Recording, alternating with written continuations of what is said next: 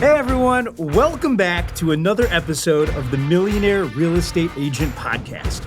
I'm Jason Abrams, and this is the place where we lift the curtain on the world of real estate like never before.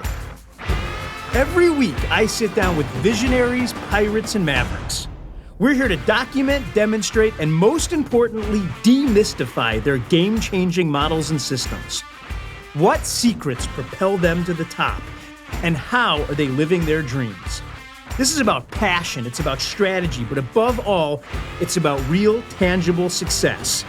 So buckle up and let's dive in. This is the Millionaire Real Estate Agent Podcast.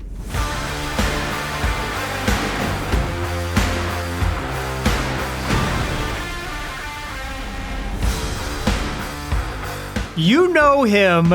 You love him. You've either heard his previous episode on this show or you were one of the 3 million plus people to read his books.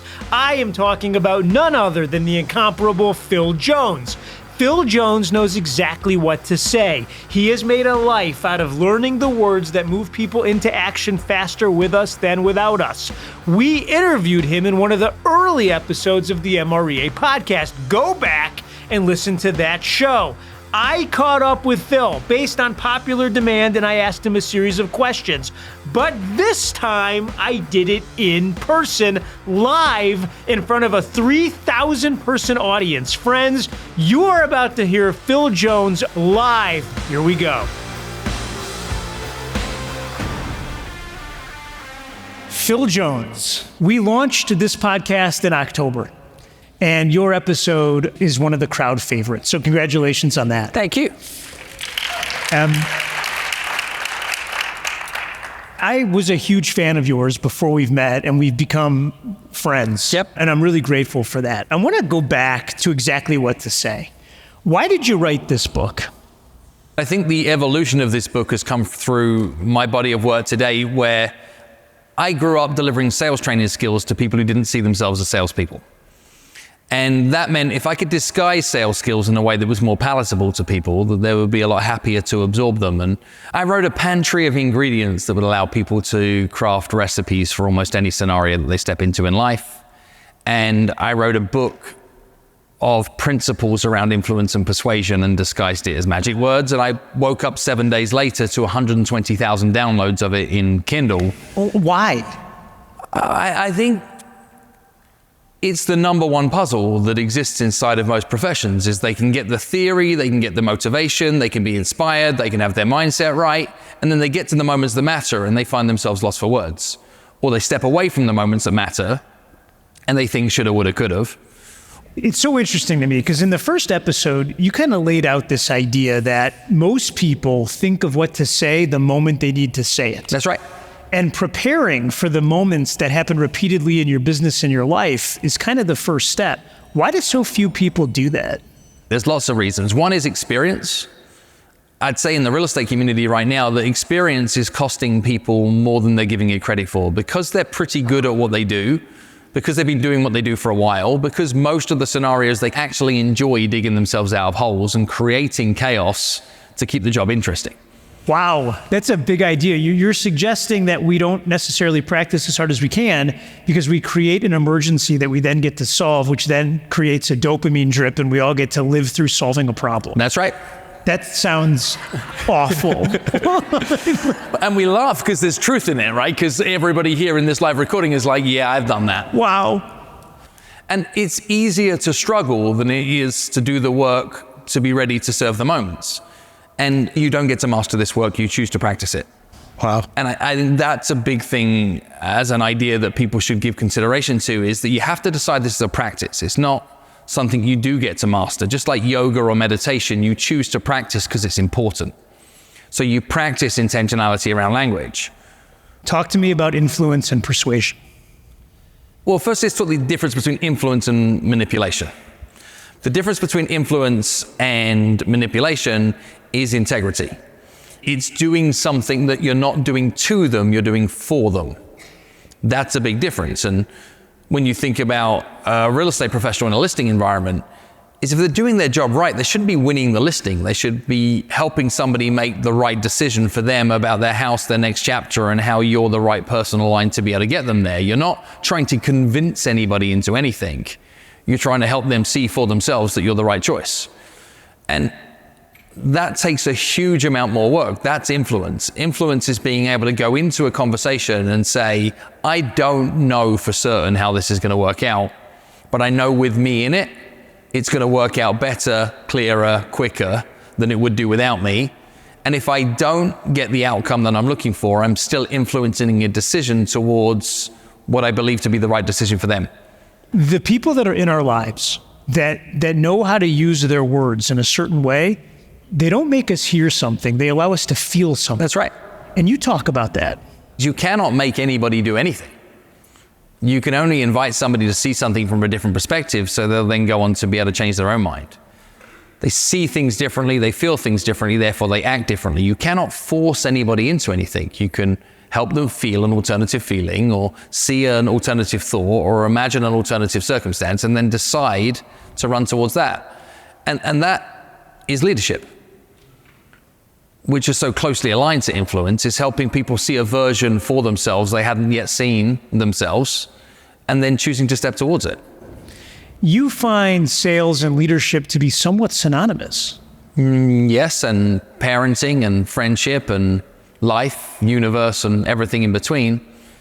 And what we're looking for in life, more often than not, is clarity. Everyone that a real estate agent is dealing with is probably moving because they're having some sort of life event. They get a job, they lose a job, they find love, they get divorced, they have a kid, they become an empty nester, they get rich, they get poor. And then all of a sudden, if we're lucky, because we have followed up, we're injected into this life event. Right. How do we show up into a life event and then become part of it as opposed to selling into it? Well, I think you're talking about the ingredient of empathy, which is to care about what the people you care about care about. Now, that's a John Acuff quote, not mine, but I can't unhear it once heard it, right? It is to genuinely care about what the people you care about care about. And in a real estate transaction where you move from selling to helping, you have to understand their motivational factors. Now, motivation is a word that's massively overused. I see it show up in training courses. You just need to find a motivated seller, or you need to understand their motivation. And I say to them, what does the word motivation mean? And so few people understand.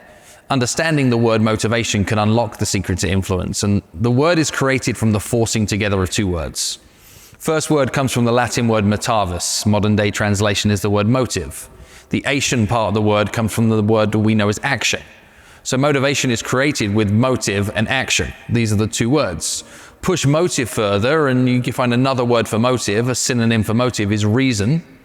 And if you're going to take action, it means you're going to move or you're going to do something. So all that is meant by the word motivation is to find a reason to move. And in the real estate business, it's quite literal. But if the reason was big enough, you could get just about anybody to do just about anything, providing you understand that the reason that matters most is their reason and not yours. Wow, this is a big idea. And there are only three reasons anybody will move to do anything. One is to run towards something. Two is to run away from something. And three is to light them up inside or make their heart sing. They're the only three reasons anybody will move to do anything: to become more comfortable, to run from discomfort, or to do something for self-centered reasons that matter to you, you and only you. The mistake that many people make when they're looking to influence other people is to only pull one of those levers. So what they'll do is they say, you should definitely move. You guys will have way more space. Inside voice says, yeah, that's right. They say, you should definitely move. You guys are crammed here. You've got no room to move. Little voice says, yeah, that's right. But you folks should move because with all the great hard work that you put into your life, that you've earned the ability to live a bigger, bolder, broader life than the one that you're currently living right now. Inside voice says, yeah, that's right. If you use one of those levers, chances are you're going to create a micro movement, not a committed movement, not a full decision. If you help people unlock that there's something worth running towards, there's something worth running away from, and it's going to be worth it when I get there, that's the secret to influence. See, that's so good. That's so good. I know. That's so good. I'm thinking back now on so many of the conversations that you and I have had, and we've had you work with some of our MREA business owners. And in the initial conversations, frustrated isn't the right word, but you almost push them to the point of them being wildly uncomfortable. You keep asking these questions to get to the core of what their actual value is. Right? I can't help unless I understand. I was hoping you were going to say it just like that. Because so many of the frameworks in your books are around asking questions. And everyone, I think, it's a little cliche, ask your way to success. But dude, that's really what this is about. You can't understand unless you ask. Right. And you can't advise or guide or be of any help unless you understand the problem or the opportunity. In one of your books, you said the fuel for conversation is questions. I said it's curiosity. Explain it. Well, how many times have you shown up into a conversation and delivered exceptional advice? Every time I open my mouth. For entirely the wrong problem. Probably. For entirely the wrong problem, right? The advice didn't stack up for the circumstance because the other person's inside voice is saying, well, that's not it.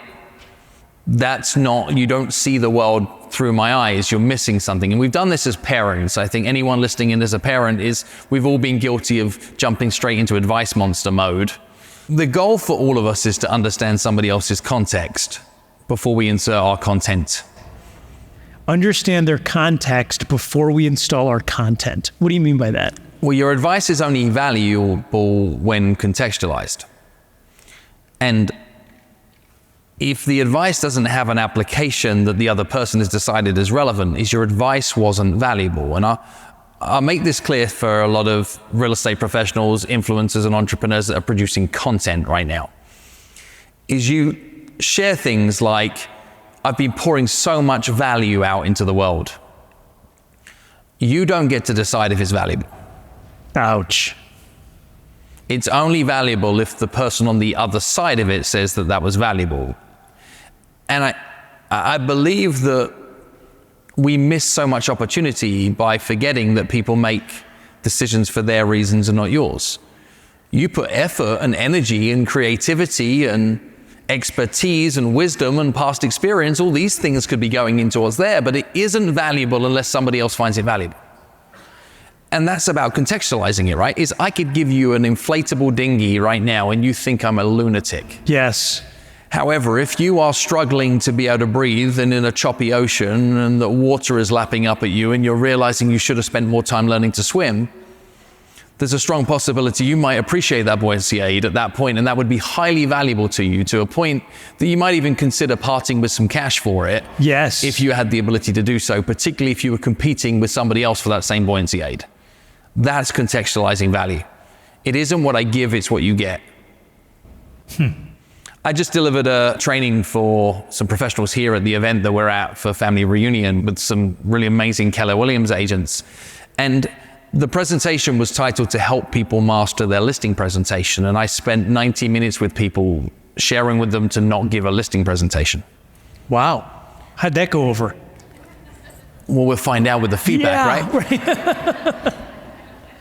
What was your point? My point was to take enough time to understand that your true differentiator is your realization of that other person's unique set of circumstances. And I do think you can win business with a bucket full of charisma and giant energy, and sales is a transfer of enthusiasm. And the job is to get the other person as excited or more excited by the outcome than you are for themselves. Now, you can push somebody to that. You can curate that outcome by setting the metronome for the pace of the direction of the conversation. You can do that, and that will work with some of the people some of the time. It will also repel a good number of people. Let's look at it from a marketing point of view. I see this happen all the time. People will say things like, you know, I sent this email blast. It went out to 2,700 people and we got 32 inquiries and we got 17 appointments and we won 5 pieces of business. That email campaign was a huge success. I'm like, well, what about the thousands of people that now think less of you? Wow. Because what you shared with them is something that was highly unrelatable, that showed you're not listening, showed you're not empathetic, showed that you're not relatable, therefore you're not useful. Now, how many real estate agents right now are dripping on customers that didn't do business last year? Plenty. And what they're doing is they're dripping things on them that are now no longer what that person is looking to have help with. You cannot assume that what somebody told you once before in the past is still true today. Okay. So what somebody told you their needs, desires, hopes, ambitions were in their real estate goals in August of 2023, that when you showed them that, they didn't act on that, you should be pretty darn certain that they don't want what they said they wanted. Wow. So do the work to reinsert yourself in the conversation and get to a point that you understand what they may or might or could or potentially be looking for by alternative, and then shift your communication towards that. I love that, but that implies that we're having the conversation. And Correct. Here's what we know. We know that the number of real estate agents that are waking up and on a monthly basis or a quarterly basis calling in a TCPA friendly and compliant way, everybody in their database is significantly less than we'd like it to be. It's because they don't know what to say, and when they do say show up and they make the calls, is they start phone calls justing all over people. And what do I mean by that is like, I'm just checking in, I'm just circling back, I'm just trying to touch your base and other inappropriate things. Did you say that's called justing all over That's people? what I call it. It's just like, the words just are forcing permission. You didn't have permission to make the ask you're about to ask, so you create permission by justing. And we do it in our personal lives too. Like you're running late to get out of the house and you're saying the other half, like, I'm just trying to send this one email, or I'm just looking to be able to, get this thing tidied up from the kitchen, or I just need to grab my jacket. Who have you been talking to about me? See, these things are true because they're regularly true. Okay, so instead of justing, what do I do? What do I say? We gain permission. And we write about it in exactly what to say for real estate with a simple structure called OFQ, which is opening fact question. If you're reconnecting with anybody about anything, because you create a polite opening, a mutually agreeable fact, and an easy to answer question. Structure, method.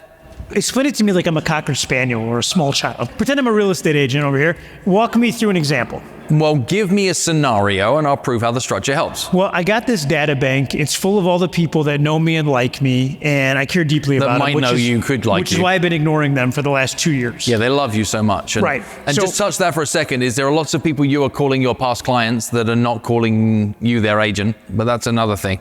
Well,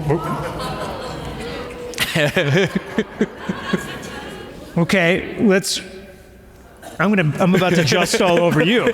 Let's come back to that. I'm gonna put a pin in that one. So I got people that I haven't been purposeful about contacting that I need to contact. Okay. And this is a telephone outreach? It's telephone outreach in a TCPA friendly compliant way, and it's been a year. It's been a year.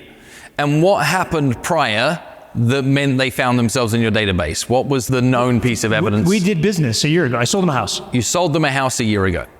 And what do you want to happen as a result of your just checking in conversation? We just lost touch. Okay. And I'd like to get repeat and referral business. Okay. So you're going to use the truth. You're going to pick up the phone and you're going to say, hi, it's Jason. I would suggest you all use your own names. It's fair. And then I'm going to insert a mutually agreeable fact or a series of mutually agreeable facts. This is what's going to earn me my... What's a mutually agreeable fact? It's something that you know is true and that they know is true too. Something that cannot be doubted. So I'm going to use the fact that, 13 months ago, we worked together to be able to help you buy the home at 123 Main Street. Yes. A lot's happened since. Yes. And there's been plenty of changes, both locally and nationally, in the real estate market. Yes. Right? Mutually agreeable facts. Yeah, There's nothing we can argue. And the inside voice is like, well, that's reasonable, that's reasonable, that's reasonable. This is me earning permission. Then I'm going to put an easy to answer question. This is the part of OFQ that so many people struggle with because they put a hard to answer question. Like a hard to answer question is like, how are things with you? That is a ridiculously hard question to answer, which is why every time that somebody asks you, how are you, you lie. I'm great. Right? We don't tell the truth when somebody asks. Best day ever. Right. Yeah. So we put a big question, or, I was checking in to see if there's anything I do to help you. Like we walk ourselves straight into a cul-de-sac and get to a fast no. What we're looking for with an easy to answer question is something they can respond to effortlessly that buys us the next 30 seconds. Easy to answer question in this scenario might be, are you folks still living in the house? Yes. The opening fact questions sounds really simple, but it's hard unless you practice them. That's right. That's right. And I think in your profession, you can think of at least 100 conversations you open on repeat, on repeat, on repeat. And when you can think about the 100 conversations you open on repeat, you should be able to create 3, 5, 7 different polite openings, mutually agreeable facts, easy to answer questions, and then build yourself a bigger pantry that you would then step into live environments and not need to have to know your lines. I'm thinking about a lot of the conversations I have, and a lot of them start with, hey, you got a second? That's right. Is that the worst or the best? No. It's not either of those two things.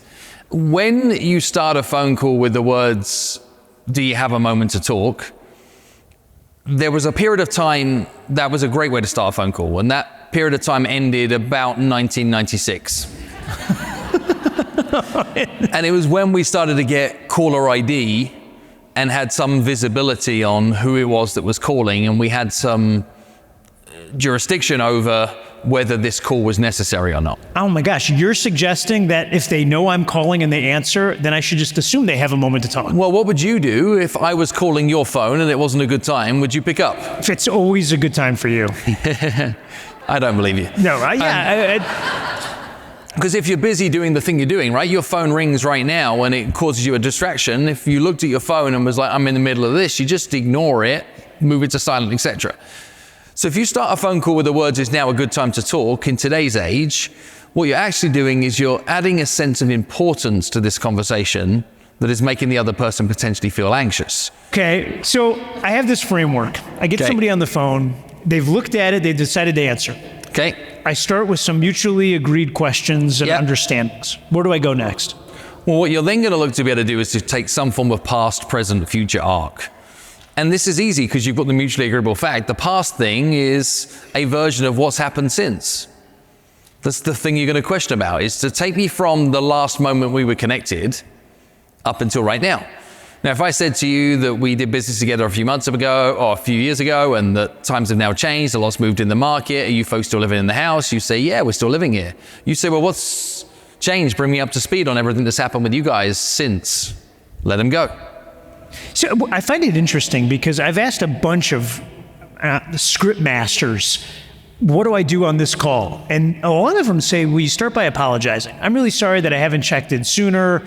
I should have checked in with you before. You're not taking that tact at all. Well, you're forcing reciprocity where it's fake. What's reciprocity mean? Reciprocity means that we are creating some quid pro quo between us, that because I didn't do what I said I was going to do, if I say sorry, then now we're back to even. But you're not actually that sorry, and they know you're not actually that sorry. It's not true. Wow. So what we're doing is we're dancing around this whole thing, and everybody's placating the conversation. They are and you are, and we're going to dance in this for another 96 seconds, and then we're going to agree that you can check in again at some point in the future, and then you're going to be back on the drip. Yet it's low value. On everybody's behalf. So we're all polite, and sure, you can show up and apologize, but do you really have anything to apologize for? You had no contractual or moral obligation to create multiple touch points between you finishing the promise that you completed upon and this moment in time. I don't believe there's necessarily something to apologize for. What's worse to apologize for is you keep calling people delivering no value. Wow. Interrupting somebody's day to garner no information. And is thinking about this in a high stakes environment is if you were dealing with a tragedy in your life and you were struggling with the challenges that came as a result of that tragedy, people come and say things to you during that time period. They say things like, if there's anything I can do to help, please don't hesitate to ask. I say that. It's not very helpful. Phil. Just be helpful. Either show compassion or be helpful. Don't offer to the person to explain to you what help looks like, because they're dealing with enough. That's a big idea. Mm-hmm. What if you just don't know how to be helpful in that case? Well, then just be compassionate. Then I have no idea what you're dealing with right now. My thoughts and prayers are with you. Done. That's good. Instead of if there's anything we can do to help, oh, now we've just shifted the obligation back and it's the other person's expected to say, here's what help looks like. I love where you're headed. And let's keep going there, because it feels like we're departing business and we're just going into humanity. Right. And all of us are having conversations in our business lives and in our personal lives. That's right. And in both of those environments, there are difficult conversations that have to be had, and then there are daily conversations that have to be had. Let's start with difficult. Okay. What's the framework for sharing difficult news with somebody?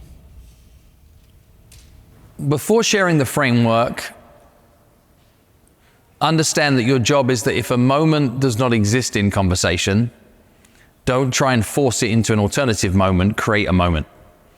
So if there's something you need to speak to somebody about, and it isn't showing up naturally, that you're going to be stood eyeball to eyeball, sat across a table in a period of time where you can talk about it, don't try and force it into a corridor conversation or try to sneak attack somebody with the information you need to share with them. You might be as well to say things like, when would be a good time for us to sit down and talk about it, something properly that I could appreciate some of your focus on. So when would be a good time would be a really solid preface to give them the permission. And when would be a good time for us to talk about blank properly? Because now what you're doing is you're inviting the other person to tell you a space that they would be happy to accept a conversation that has a bigger container for it. Now, this is as simple as you've got some bad news to share with an employee in your team is, when would it be a good time for us to sit down and talk about all that's been happening with your performance? You don't have to just sneak attack them and say, we need to grab a minute right now because your results suck. Which happens all the time. Correct. When would it be a good time for us to sit down and talk about everything that's been happening with your performance? Is they've now got some permission to align their own thinking, their own head, etc., to show up to that conversation in the right frame of mind. You have a giant org chart. Okay. Like, it's huge. I know this. And you've gotten to be lucky to promote people. Yep. And you've also had to let people go. Yep. And everyone listening to this podcast is kind of in the same boat. Right. So let's talk about the difficult conversation. Right. When you need to get out of business or out of relationship with somebody, Yep. is there a framework that you use? Are there words that we can say? You could use a framework that is past, present, future. How would that work? It's funny how much this stuff repeats, right? So what am I going to do is I'm going to get permission with a when would be a good time. It's not that different to an OFQ. And what I've now got is them sat in a conversation. So I'm going to then use another fact that might be, well, we started this journey back in 2022 because, and you said that what you'd be able to do was to bring this and this and this and this and this. And what we said that we'd bring was this and this and this. And we both had aspirations about this being in a very different situation than the one we're in right now. You see how that's fact, fact, fact, fact, fact, fact, fact? Yes. Is there anything there that I've said that you disagree with? No. There's a question. Easy to answer, nothing. So what I'm then going to say is, so what's changed for you since we started in 2022 and now? Invite you. So where are we at? So now what? This is more of a dialogue than a monologue. And I think when people get out of relationship, they tend to monologue through the entire thing. And we have this mic drop, I told them. And the thing is, they leave the conversation not at peace. They're not whole with their side of the argument. So that animosity lives in them. And okay, great, you fired somebody today. Now that person is loaded, running out into the world, sharing whatever version of truth they do about you. And whether you like it or not, whether it's true or not, that there is collateral damage to the reputation that is caused by what leaves their mouth. So take the time to be able to allow it to have enough airtime in line with the size of the change you're asking them to make. Like if somebody worked with you for 2 weeks in a part-time role in a temporary position, and you said, 2 weeks ago, we set out with the journey of you being able to provide some additional support to us to be able to help with blank, blank, and blank, and that you've managed to be able to do this, this, and this, but you haven't managed to be able to show up for this, this, and this. Is there anything about that I've shared that isn't true? And they say, no, that's all true. You say, well, what's changed for you since when you said that you wanted to be able to strive for more with us 2 weeks ago and where you're at today? They say, I don't know, I'm not sure whether, and they start adjusting all over you, right? And then what you do is you say, so where does this leave us?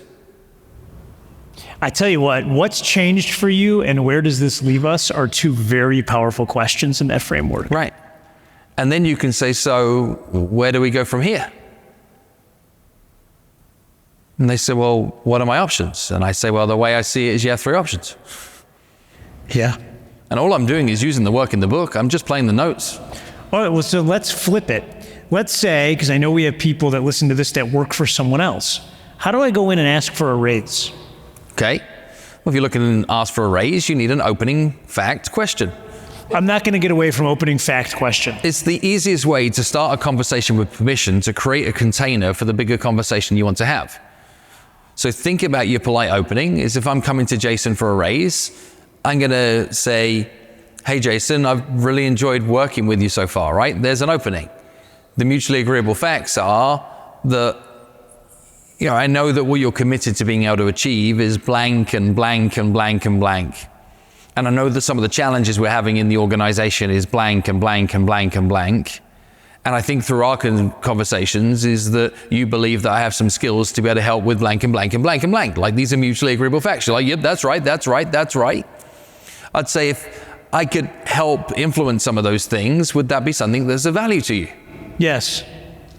Yeah, this mutually agreeable fact, it really changes the framing. Correct. Now you've said yes. I'm going to then use past, present, future. I'm going to say, well, what have you enjoyed about the value you've had from me working for you so far? And you're going to go, ba-dum, ba-dum, ba-dum, ba-dum. I'm going to say, so where are we at right now? Is this where we're at right now? Or do you see room for growth for the future? So I see huge amounts of growth for the future. I say, if I'm going to do more for you in the organization, do you think it's going to be fair that you pay me the same, less, or do you think it's an opportunity to pay me more? It's pretty good. But what's so interesting is I put you as someone who had to fire somebody and you asked a ton of questions. And then I put you as somebody who's asking a raise and you asked a ton of questions. In both times, you seized complete control of the conversation all through questions. Correct. We live in a world where people are like, ready, fire, aim. And I don't get it. Why would you not take a moment to ready yourself and then choose where you're aiming and only then pull the trigger? So how does that show up in your personal life? Because a friend of mine is a coach, a real estate coach, works for an amazing organization called MAPS, and literally wakes up every day and helps people live the biggest life they can. Great. It's fantastic. And I said, well, how does that work at home with your spouse? And he said, well, she always says, don't coach me. Right. Don't use your coaching Jedi mind tricks on me. Does your significant other recognize these patterns and say, Phil, yeah, stop doing the thing? Absolutely. Absolutely. And I think we have to accept that there are multiple versions of ourselves. And sometimes you don't get to use your strengths that you have in the commercial world and then bring those same strengths back home. And sometimes in a home life, for sure, they definitely don't want you to be that. They actually are not appreciating that value in that given moment in time. What I've learned to be true about me in my life is Phil Jones is just dad and husband and actually quite introverted, doesn't necessarily love to be life and soul of the party, quite enjoys his own company and is very happy to allow and observe things that happen around him. But the middle initial that shows up in my world is actually me stepping into character and stepping into a role. When you add the M, that's when... Yeah. So Phil M. Jones is different than Phil Jones. In a number of ways, it gives me permission to show up differently. Wow. And I think otherwise is you can get exhausted. Did you see the movie Over the Top? Yes. When he turns the hat around and he becomes the arm wrestling, that's alter ego, yeah. So good. And I think building versions of yourself that can serve moments in certain environments can help you grow strength in something you've been telling yourself something that you're not great at. And in scenarios like this, it's fun to always have the question for every answer, right? Like it's fun. That isn't much fun in a home life environment in the same way. Certainly not for the other person. I tell you though, where it's become remarkably interesting is my youngest daughters are 5-year-old twins. You have 5-year-old twin daughters? Yes, well, 5 next month. No wonder you have to work so hard. That's so good. The challenge they have, they're identical twins, they live an identical life. And watching them debate and squabble and try and rationalize with things has never been a better case study of slow the process down, speed the outcome up. There's never been a greater example of reassurance that the work that I teach is necessary than helping 2 infants work around a squabble as to who should have what and when there is no upper hand through who's oldest, who's more right, who's more precious, etc. They are like the exact same DNA version of each other, and helping navigate those situations and see the bigger picture has been a big test for slowing down, strategically being more curious, helping them see things from other people's points of view so they can not win arguments between who's right and who's wrong, which is how we often solve disputes, right? Sure. But actually realize that that wasn't the argument to be having at all, and can we create a bigger version of right that is inclusive for everybody? That has been a good test in personal life. Well, talk me through that, because real estate agents, believe it or not, we work a lot. Yes. We're 24/7. There's a whirlwind that is our industry. And in some cases, I would tell you every real estate agent is in a family business. Right. All of us. I know this because my kid just knocked my open house signs into my Mercedes. And now as a family, we're fixing the car. It's really wonderful for me. We're all in. We're taking calls with the kids in the car, Yep. where it's this full force. You travel a ton. Yep. How do you find it? I don't like the word balance when it comes to our lives. Right. But how do you find, what are your tricks to showing up at home and still being in Vegas with us for a full week? Like, how are you doing this? An early part of advice that I got from an early mentor was that when you're in the room, be in the room. So it's very, very clear to my entire family unit that when I'm here, this is my priority, but this is my priority because they are my priority. So that, that is a known thing. And I've said and communicated back even to my team at home, i.e. my family, is if I can't do this with the wind at my back, if I can't feel the wind at my back, it's kryptonite. So actually, I don't want to be here if it doesn't have wind at back. So if there is ever a scenario that I don't feel that, it turns the work into something I would just rather not do. Wow. And that's become, a nice frame of understanding that says either we're all doing it or we're not doing it. And, I learned a cool piece of advice from somebody just last year, and we're giving, the kids and my wife credits and equity in the successes we get from the road. So if I'm traveling to go away to go do blank and its fees are blank, a percentage of those fees are already pre-agreed to be able to support somebody else's blank. Wow, a percentage of your kids are winning when you go out and teach? Yeah, and it relates back towards something else. And they're just buying Fortnite skins and spending all the money? It's just... Yeah. Wow. So it works that way around, and it corrects a decision again, though, right? Does Dad go do that thing? Well, the inside voice from everybody is what's in it for me. Dude, your kids are going to start... Dad, you better get out on the road. You're going to come home, they're going to say, what are you doing here? Well, then let's come back to that when you're in the room, be in the room thing again, right? Is you also want that to be that they understand the decisions of when they might not want that to happen, because, okay, so great, Dad can go and do that gig that can generate that money, that could then prove that for you, but he's not home for your birthday. He's not making dinner. We're not going to go take a hike over the weekend together. We're not doing any of those things. So you learn compromise, and we train ourselves to believe that we can have it all and then quickly realize that that wasn't true. It's so good. I think when you don't consider what's important to you in life, then you end up surfing the wave of life. Yep. And wherever that wave goes, you're on it. Right. It's only when you decide what's really important that you decide which waves you're going to take. Yep. And I think about my own life. I was only home 50 days a year for the first 6 years of my kid's life. Right.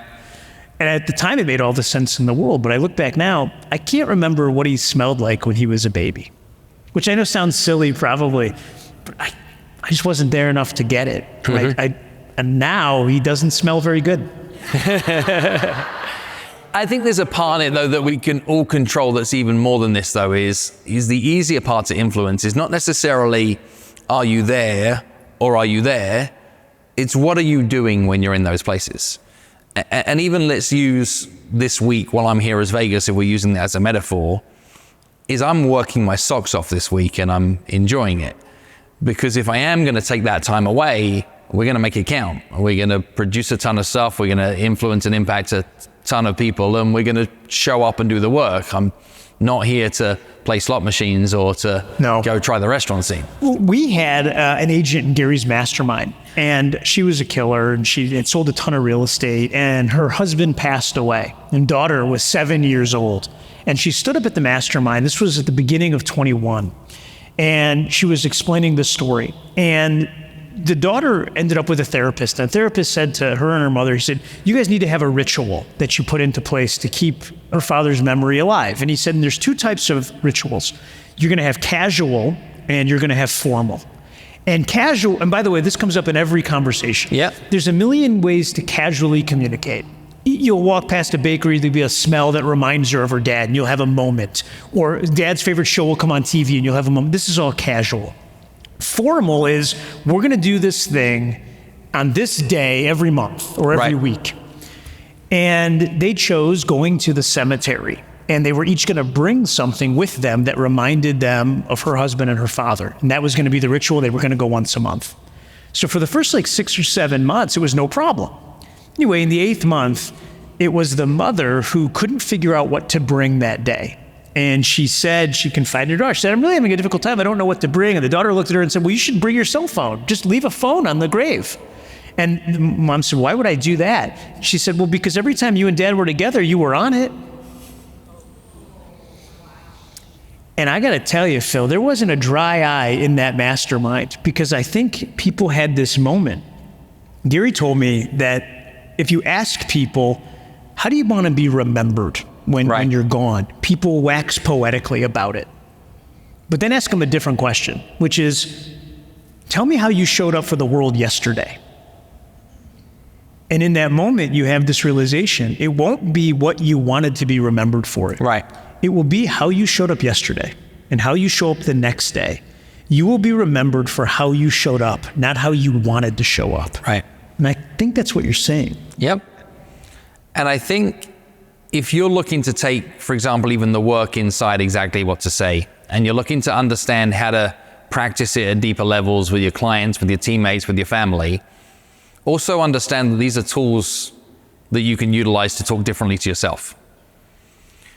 And you can take every sequence of words in that book and you can write yourself better questions. And you can go searching for better answers as a result of those better questions and help yourself find moments of clarity and realization about unlocking more of your superpowers. And until you internalize those skills to a point that you've utilized them in your self-talk, they'll never show up in mastery in your outer, wider world, because the person you converse with the most is here. It's in you. I love that. If anyone has a question for Phil that you just want to shout out, just yell. Can we go back to the pin with they are your past client, but you are not their realtor? Oh, yeah. What did you mean by that? Is you have this database of my clients, my past clients, my sphere, my circle, whatever you're choosing to apply your version of my around. And if I was to stop that person in the street and say, who's your real estate agent? They wouldn't be able to respond on reflex, and they wouldn't have a appreciating value story to be able to share about why that was true. You were a transaction broker at some point in time in their life. And I'm on a mission within the real estate industry to try and create a rally cry that says, please, please, pretty please, do not pay for leads in 2025 that you could have earned today. And you are all doing it. You're letting the people that you've already built relationships and trust with continue to do Merlot-induced Zillow porn. And I'm going to coin that phrase too. And keep presenting themselves as leads to other people. And like the side door and the back door is wide open because they don't understand or appreciate how much value you can provide to them long term. And what I'm saying is, do the work to be able to ring fence those individuals so they understand your value. Keep showing up in their world and deliver appreciating value. And appreciating value isn't value that you decide is valuable. It's value that they appreciated. And that isn't checking in, touching base, and sending gifts. Because I think sometimes when we show up and we just drop gifts on people, what we're really showing them is that they made us a lot of money. Yeah. And it's not saying don't do these things. I'm saying don't just do these things. And the most important thing that you can do to show value to the people in your database is understand what's happening in their life. learn what they might be thinking about possibly, potentially doing next. And catch what I've just said there too, is we show up into conversations trying to ask people to tell us what they have going on in their life, and they don't even know. If you want to be valuable, create a space that allows them to tell you their messy truths. So it's not like any plans to move in the coming future, or it's, what are you folks thinking about potentially maybe doing longer term? You see the curiosity in that kind of question? Allows them to say, well, we're not sure yet. I mean, we might stay here long term, but Jimmy's doing so well with his soccer, and that means that we've got this big commute on Saturdays, and we're toying with the idea of if he's going to stick with soccer, we might move to something closer there. But we love the home, we love the neighborhood, and we love the school, but we're not sure about. And all of this comes out. And if that level of emotional intelligence is not in your CRM, you're at risk of losing to a computer. Wow. That's good. I know. Yeah. We audit the note sections in Command all the time to just see what we can learn. And the super majority of them tell me bedrooms and bathrooms and square footage. And it's all really important content. It's so rare that we see like their kids' names or their dogs' names or what's their favorite color or what their dreams are. Yep. But we don't even want their dreams. We want all their maybes. That's what you really want. You want the messy gray part of what's going on, because if I spoke to somebody today that gave me that response, I've now got a reason to be able to show up in their inbox again, whether it's with, I know that you said you're only thinking about potentially moving out to that area nearer the soccer thing, but this just came on. And you can reverse this Zillow pawning thing, right?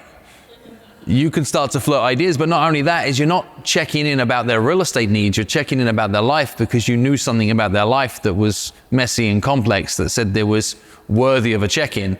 Now your facts are, 3 months ago, I know you were undecided about what you might want to do for the future. That's your opening fact question, right? And that you were giving some consideration to what you may potentially do, and it was all dependent upon what Jimmy does for soccer. These are mutually agreeable facts. The easy to answer question is, is Jimmy still doing soccer or has something changed? So good. Friends, that's Phil Jones. Thank you.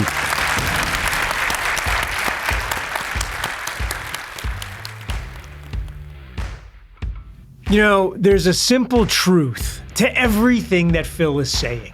And sure, we had a blast doing it in person. And sure, there were bright lights and a full audience. And sure, we went back and forth with quips and chuckles.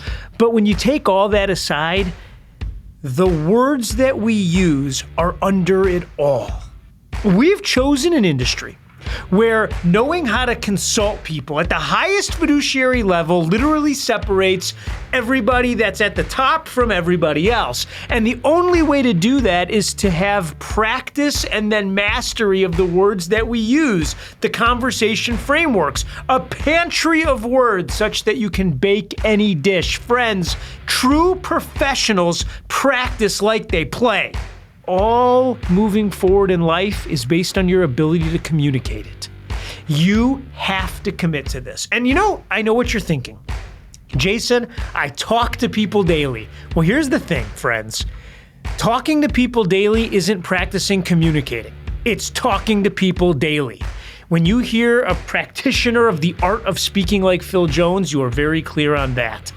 The worst time to think of what to say is the moment you need to say it. Focus on the conversations you have regularly and become a master at them, and life will move faster. Go forth and do likewise. There it is. That wraps another episode. Friends, I don't know what you're taking out of this. I really don't. I'll tell you what I want you to be taking out of it, which is these are the people that are having tremendously big lives. And the reason it's happening is because they're setting up the models and systems to do just that. Gary Keller told me that leadership is teaching people how to think so that they do the things they need to do when they need to do them, so that ultimately they get the things they want when they want to have them. And that's what I want for you. You're all leaders, but it begins with leading ourselves. If you're enjoying this podcast, I want you to click the subscribe button anywhere that you get your podcasts. We want to be the voice in your head every single week. And every week, we're dropping new content. We also send out a newsletter at the conclusion of every show to make sure that you get the highest points in the models and systems that were discussed. So if you want to sign up, I need your name and your email address. Head over to the millionaireagentpodcast.com. millionaireagentpodcast.com. Enter your name and your email address, and every week that newsletter will be in your box. Friends, you just went on a journey.